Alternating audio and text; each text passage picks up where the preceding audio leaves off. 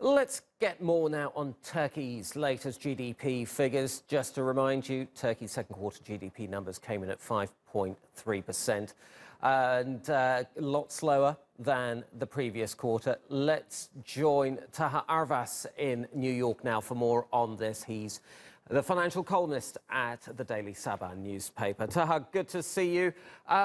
Let's talk about the latest numbers. For fiscal hawks, a slowing economy, a slowing growth rate should be good news.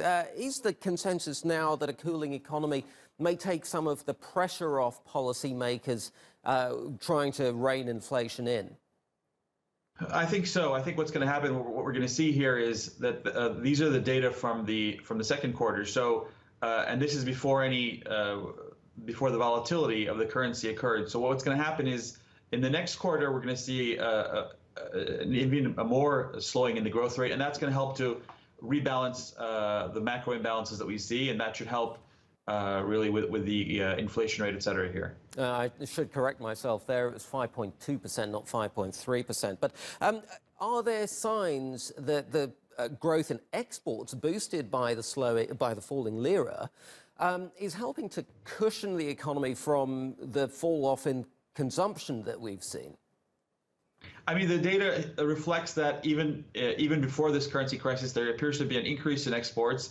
And anecdotally, we've heard a lot of producers showing growth in exports. Obviously, it's going to take time for the currency to pass through and allow exporters to export more and get those customers, foreign customers that they need to increase exports. So with time, that should happen, and that'll definitely help cushion the landing that we see here in the Turkish economy. Right. So those predictions that the growth rate is going to fall precipitously lower may be slightly overdone then.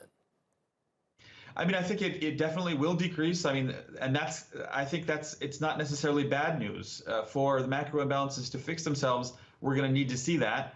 Will exports catch up fast enough to reflect, keeping the growth rate steady here in the third quarter? Probably not. I think there will be a slowdown in the growth rate in the third quarter, definitely.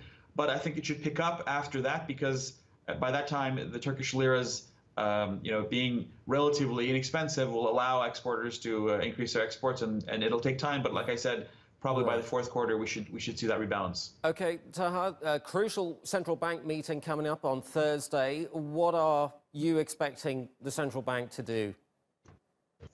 I think that's the million-dollar question right there. To be honest with you, I've heard people say that they're expecting 500 basis points, et cetera, that the central bank is almost guaranteed that. I am not as optimistic, I am not as sure of that. I mean, obviously being optimistic or pessimistic here is a matter of where you stand. Argentina did a huge increase in interest rates. That did not help them at all.